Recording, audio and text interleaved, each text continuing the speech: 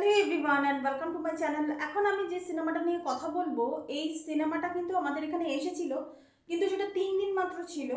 তো আমাকে এখানকার যে মাল্টিপ্লেক্স আছে তারাই আমাকে বলেছিল যে আপনি এসে এই সিনেমাটা একটু দেখে যান।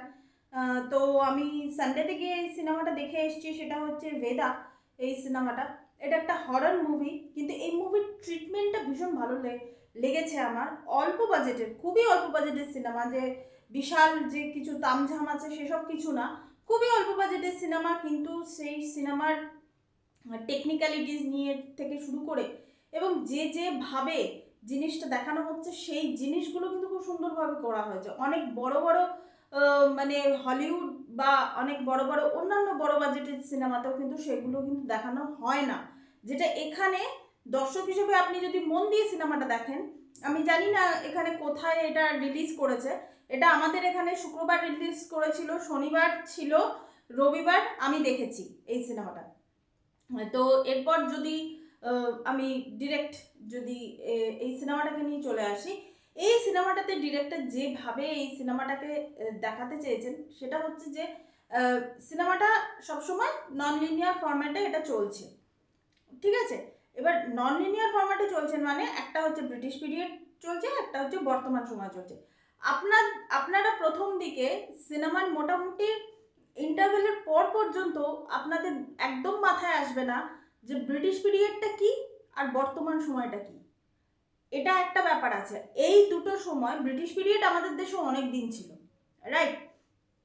এই দুটো সময়ের মধ্যে 1940 সাল, এই সালটা কিন্তু খুব ইম্পর্টেন্ট।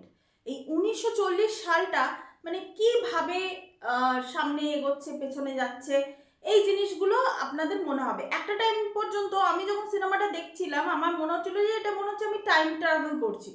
আমি যে হরর মুভি, ভূত আছে হয়তো, আমি হয়তো টাইম ট্রাভেল করছি। সে একবার এখানে ওই কাজ করছে, একবার এখানে এই কাজ করছে। ইনফ্যাক্ট আমি এই মানে মানে সে যে কোথায় কি কাজ করছে সেটা বুঝতে গেলেও আপনাদের ইন্টারভেলের পর পর্যন্ত এটা দেখতে হবে। এবং এখানে কোনো স্টার কাস্ট নেই। মানে এখানে সৌরভ জ্যানকে সবাই চেনে। মহাভারতে যিনি কৃষ্ণ হয়েছিল, আমি যদি নামটা ভুল না করে থাকি, উনি মুখ্য চরিত্রে অভিনয় করেছেন। এবং একটা ছোট চরিত্রে আছে হিতেন তেজবানি, আরও আছে, কিন্তু তারা সবাই থিয়েটারের অভিনেতা, আমি তাদের সম্পর্কে বিশেষ কিছু জানি না। তো এই সিনেমাটা মানে প্রথমে দেখানো হচ্ছে ব্রিটিশ পিরিয়ডে একজনকে ফাঁসি দেওয়া হবে, কিন্তু সেখানে হঠাৎ করে একজন ব্যক্তিকে আমরা দেখতে পাই। সেই ব্যক্তিটা কে, মানে ফাঁসি দেওয়া হচ্ছে, ভাবুন ব্রিটিশ পিরিয়ডে ফাঁসি দেওয়া হচ্ছে, সেখানে মানে আলো আঁধারির মাঝখান দিয়ে একজন মানুষ সেখানে চলে আসে। তো সেই মানুষটা তাহলে কে?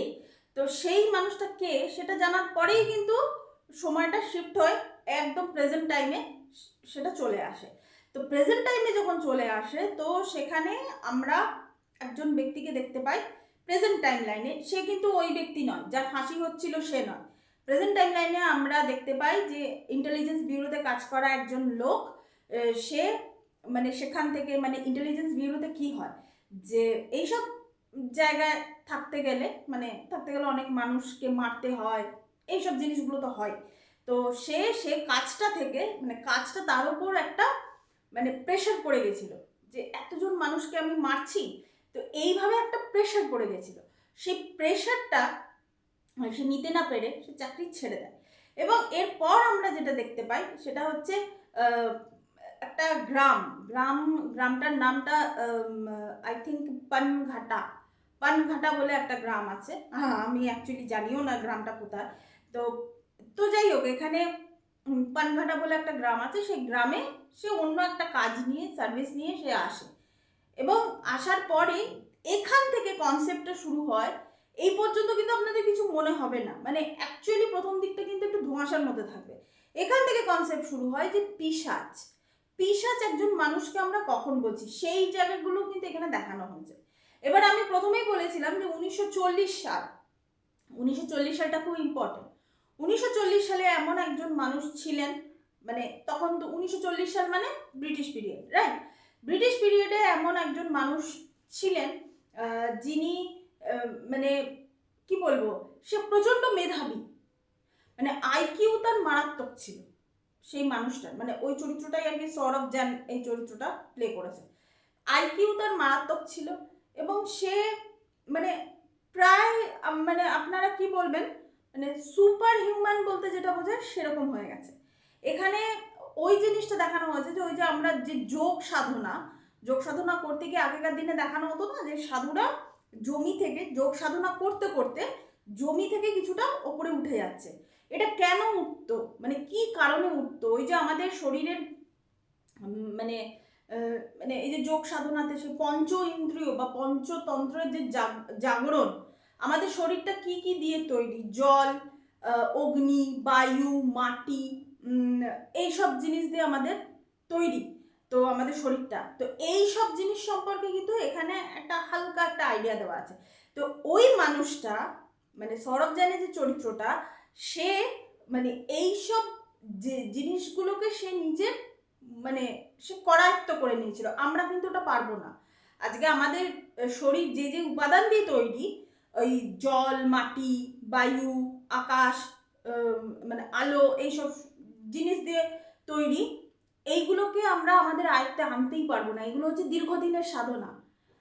তো সেই মানুষটা কিন্তু 1940 সালে সেটা করে ফেলেছিল এবং সেটার ফলে কি হচ্ছে, কেউ কেউ তাকে মানে এটাতে কিন্তু অনেকের উপকারী হয়েছিল, কিন্তু আবার কিছু তো মানুষ তো আছেই না, ওই যে আমাদের বাঙালিরা শুধু কাঁকড়ার জাত হয় না, সব জায়গাতেই কাঁকড়ার জাত থাকে, যে ভালো কিছু করতে যাও তোমার মানে চরিত্রের 12টা বাজিয়ে দেবে আর কি। এটাই হচ্ছে ব্যাপার, মানে তোমার ইন্টেনশন নিয়ে, তোমার মোটিভেশন নিয়ে, এগুলোকে নিয়ে একটা বড় একটা কোয়েশ্চেন করে দেবে। তো এই লোকটার ক্ষেত্রেও সেটা হয়েছিল। কারো কারো চোখে কিন্তু সে একজন দারুণ সায়েন্টিস্ট ছিল, আবার কেউ কেউ তাকে বলতো যে সে একজন দেশভক্ত, তো সে মানে তাকে বলতো। এরপর আবার কিছু মানুষ ছিল ওই যে ওই ধরনের মানুষ যাদের নিজেদের কাছে কোনো সলিউশন থাকে না জীবনে, অন্যের সমালোচনা করতে যারা ব্যস্ত থাকে, তাদের কাছে ছিল এই মানুষটা হচ্ছে পিশাচ, তাদের কাছে ছিল। তো এই পিশাচের কনসেপ্টটা কিন্তু এখান থেকে আসে এবং এখান থেকে কিন্তু হরর কনসেপ্টটা শুরু হয়। এখানে হরর মানে কিন্তু আপনারা ভূত আছে এটা কিন্তু একদমই ভাববেন না, ভূত কিন্তু এখানে নেই। এখানে যে যে জিনিসগুলো আছে, এখানে ফিজিক্সকে ব্যবহার করা হয়েছে, যেমন লাইট, সাউন্ড, এগুলোকে ব্যবহার করা হয়েছে। ইলেকট্রোম্যাগনেটিক ফিল্ড, একটা ইলেকট্রোম্যাগনেটিক ফিল্ড, এই যে সৌরভ জানের যে চরিত্রটা ওখানে দেখানো হচ্ছে, সবাই ওর বিরুদ্ধে মানে প্রশাসন, তখন প্রশাসন 1940 সালে ব্রিটিশরা ছিল, ব্রিটিশরা ওর বিরুদ্ধে ব্রিটিশদের কাছে কমপ্লেন গেছিল, তো ব্রিটিশরা ওকে অ্যারেস্ট করতে আসে। তো তখনও কি করে, নিজের চারিদিকে একটা ইলেকট্রোম্যাগনেটিক ফিল্ড সেটা তৈরি করে রাখে, মানে এটা কিন্তু পুরোপুরি সায়েন্সের ব্যাপার। তো ইলেকট্রোম্যাগনেটিক ফিল্ড তৈরি করে রাখা মানে হচ্ছে ওখানে দুটো জিনিস সে দিয়ে দেয়। ইলেকট্রোম্যাগনেটিক ফিল্ড মানে সে তার নিজের জগতের মধ্যে থাকবে, তাকে জীবনে কোনোদিন ব্রিটিশ কেন কোনো শক্তি তাকে ধরতে পারবে না, মানে তার একদিকে আছে আলো, একদিকে আছে শব্দ, এই এই দুটো জিনিস। এবং এখানে ওই যে ফিজিক্সে দেখবেন আমরা স্কুল কলেজে আমরা ওইসব এক্সপেরিমেন্টগুলো করেছিলাম, যে লাইট জ্বালানো, এখানে ব্যাটারি, এখান থেকে তারটা ঘুরছে, ওখানে বাল্ব আছে, এখানে সুইচ আছে, তারপর ওই ব্যাটারির মধ্যে পজিটিভ সাইড, নেগেটিভ সাইড, এইসব জিনিসগুলো আছে, ওইগুলো এখানে দেখানো হয়েছে আলোর ক্ষেত্রে। সাউন্ডের ক্ষেত্রে কি করা হচ্ছে, সাউন্ডের ক্ষেত্রে কিন্তু এখানে ওই যে ইলেকট্রোম্যাগনেটিক, ম্যাগনেট মানে হচ্ছে চুম্বক, চুম্বক কার দ্বারা প্রভাবিত হচ্ছে, চুম্বক কার দ্বারা প্রভাবিত হয়, আমরা জানি লোহা, না লোহাটা তো একটা ধাতু হয়ে গেল, চুম্বক কার দ্বারা প্রভাবিত হয়, শব্দের দ্বারা প্রভাবিত হয় চুম্বক, চুম্বকীয় তত্ত্ব বা চুম্বকীয় একটা ক্ষেত্র তৈরি করা, মানে সাউন্ড হলে তুমি অ্যালার্ট হয়ে যাবে যে কেউ তোমার কাছে আসছে, তখন সঙ্গে সঙ্গে ইলেকট্রোম্যাগনেটিক ফিল্ডটাকে তুমি অ্যাক্টিভেট করবে। তো এই ধরনের কনসেপ্ট নিয়ে হচ্ছে এই সিনেমাটা, এবং এখানে কপার, তামার ব্যবহারটা এত সুন্দরভাবে এখানে দেখানো হয়েছে। এটা খুব অল্প বাজেটে সিনেমাটা করেছে, কিন্তু এত সুন্দরভাবে সিনেমাটাকে এখানে দেখিয়েছেন। আর আলোর ব্যবহার, এখানে যে চরিত্রটার কথা বলছিলাম যে সে আইবিতে চাকরি করতো, যে চরিত্রটা তার নাম হচ্ছে রামবাবু, তিনি যখন ওই গ্রামে যায়, যখন তার সঙ্গে ওই সৌরভ জ্যান মানে প্রেজেন্ট টাইম লাইনেও কিন্তু সে বেঁচে আছে, এবং ওই গ্রামের মধ্যে ঢোকা মানেই হচ্ছে সে ওই রামবাবু তখন ইলেকট্রোম্যাগনেটিক ফিল্ডের মধ্যে সে চলে আসছে, এবং ওই ইলেকট্রোম্যাগনেটিক ফিল্ডের মধ্যেই 1940 সাল আর একবার প্রেজেন্ট টাইমলাইন চলছে, এটা কিন্তু বাস্তবে হচ্ছে না। ওর তৈরি করা মানে সৌরভ জানের তৈরি করা একটা মানে যে জগৎ, ও নিজে একটা আলাদা জগৎ তৈরি করেছে, তার মধ্যে একবার 1940 সাল মানে এটা সে নিজের ভেতর থেকে সে রিভেঞ্জটা নিচ্ছে। ওই যে ব্রিটিশরা তাকে অ্যারেস্ট করতে এসেছিল, তো সে নিজের ভেতর থেকে সে রিভেঞ্জটা নিচ্ছে।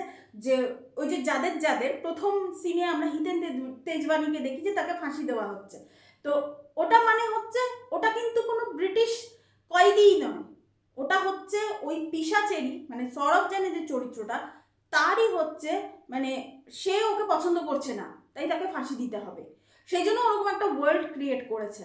আবার এই রামবাবুর ক্ষেত্রেও কিন্তু ঠিক সেই জিনিসটা সে ক্রিয়েট করেছিল, ওই জায়গাটার মধ্যে সে ঘোরাফেরা করছে, বাইরের দুনিয়া মানে ওই জন্য আমি প্রথমে বলেছিলাম যে টাইমটা যেভাবে শিফট হচ্ছে, একবার ব্রিটিশ পিরিয়ড দেখাচ্ছে একবার প্রেজেন্ট টাইম লাইন দেখাচ্ছে, বেসিক্যালি কিন্তু সেটা নয়, মানে বেসিক্যালি এটা ওই কোনো সময়তেই এটা কোনো টাইম ট্রাভেলই হচ্ছে না। সৌরভ জানের ক্যারেক্টারটা যে ইলেকট্রোম্যাগনেটিক ফিল্ডটা যেটা তৈরি করে রেখেছে তার মধ্যেই সমস্ত কিছু ঘোরাফেরা এখানে করছে। তো দ্যাটস ওয়াই এই মুভিটা কিন্তু আমি হাইলি রেকমেন্ড করছি। আমি জানি না কলকাতায় কোন কোন জায়গায় এই মুভিটা এসছে, হাইলি রেকমেন্ড করছি এই মুভিটাকে আপনারা দেখুন, দেখে নিজের চোখে রিয়েলাইজ করুন এর মধ্যে কোনো তামঝাম নেই, খুব অল্প বাজেটে তৈরি করা এই সিনেমাটা। হ্যাঁ, তবে জঙ্গলের মধ্যে একটা লাল আলোর একটা দৃশ্য আছে, লাল আলোর দৃশ্য মানে হচ্ছে যে রামবাবু জঙ্গলে যেতে যেতে কোথাও বোধহয় পড়ে গেছে না হোঁচট খেয়েছে, যাই হোক একটা কিছু সিন ছিল, তো সেখানে দেখতে পাচ্ছি যে হঠাৎ করে জঙ্গলটা অন্ধকার থেকে লাল হয়ে গেল, লাল হয়ে যাওয়ার পরে সেখানে একটা পিশাচকে সে দেখতে পাচ্ছে। অ্যাকচুয়ালি এখানে যেটা আমাদের কাছে বোঝানোর চেষ্টা করা হয়েছে যে পিশাচ বলে ওইভাবে কিছু হয় না, আমরা এই যে যেসব মানুষদের আইকিউ এতটা ভালো, আর যে সৌরভ জানের যে চরিত্রটা তার আইকিউ তো মারাত্মক, এখানে সেটা দেখানো হয়েছে, সে মানে মানে সময় থেকে শুরু করে আমাদের এই যে জগৎটা, এই জগৎটা থেকে শুরু করে সমস্ত জিনিস থেকে কিন্তু সে নিজেকে বাঁচিয়ে সে রাখতে পারছে। এবং পরবর্তীকালে শেখাবত বলে একজনকে দেখানো হয়েছে যে যিনি এই ম্যাগনেটিক যে ফিল্ড আছে, তারপর টেলিপড হচ্ছে সিস্টেমটা, এই সিস্টেমটার নাম হচ্ছে টেলিপড। ওই একটা সার্কেলের মধ্যে আমি ক্রিয়েট করছি 1940 সাল এবং বর্তমানটা কি সময় 2025 সাল। এই যে আসা যাওয়ার যে প্রসেসটা যদি আপনারা দেখে থাকবেন এমনি সিনেমাতে যে 2025 সালে ছিল 1940 সালে চলে গেল, this is call time travel. এটার মানে কিন্তু টাইম ট্রাভেল নয়, কারণ এর চারপাশে একটা ইলেকট্রোম্যাগনেটিক ফিল্ড তৈরি হয়েছে। 1940 সাল এবং বর্তমানে 2025 সাল, এই ইলেকট্রোম্যাগনেটিক ফিল্ডের মধ্যে যে যাতায়াতটা হচ্ছে এটাকে নাম দেওয়া হচ্ছে টেলিপড বলে, এটাকে নাম দেওয়া হচ্ছে। এটা আমি সিনেমাটা দেখেই আমি এটা বললাম। তো এনিওয়ে এটাই ছিল আমার এই সিনেমাটাকে নিয়ে, আমি অভূতপূর্ব আমার লেগেছে। মানে এই সিনেমাটা মানে কোনো স্টার কাস্ট নেই, কিচ্ছু নেই, আমি হাইলি রেকমেন্ড করবো এই সিনেমাটা গিয়ে দেখুন। আমার কথা শুনলে ইয়ে করতাম না, সিনেমাটা সামনাসামনি গিয়ে দেখুন। এরকম ধরনের হরর মুভি না খুব কম হয় এবং এই সিনেমাটা কিন্তু ট্রুলি প্রশংসা পাচ্ছে। কেন বলুন তো, ওই জিনিসগুলোকে যেভাবে ব্যবহার করা হয়েছে। তো এই আর একটা চরিত্র আছে, একজন মহিলার চরিত্র অহিমা দেবী বলে একজন দেবী আছেন, তিনি এই যোগবিদ্যা তন্ত্রবিদ্যাটা অ্যাকচুয়ালি তিনি জানেন। তো তার পার্টটা আছে, আমি সেই পার্টটাকে আমি ডিসক্লোজ করছি না, তাহলে তো ক্লাইম্যাক্স ডিসক্লোজ হয়ে যাবে, তো সেই পার্টটাকে আমি ডিসক্লোজ করছি না, কিন্তু এই সিনেমাটা আপনারা গিয়ে দেখতে পারেন। তো এটাই ছিল আমার এই সিনেমাটাকে নিয়ে একটা বিস্তারিত আলোচনা। Thank you so much. That's all. Please keep watching and please subscribe my channel. Till then, goodbye.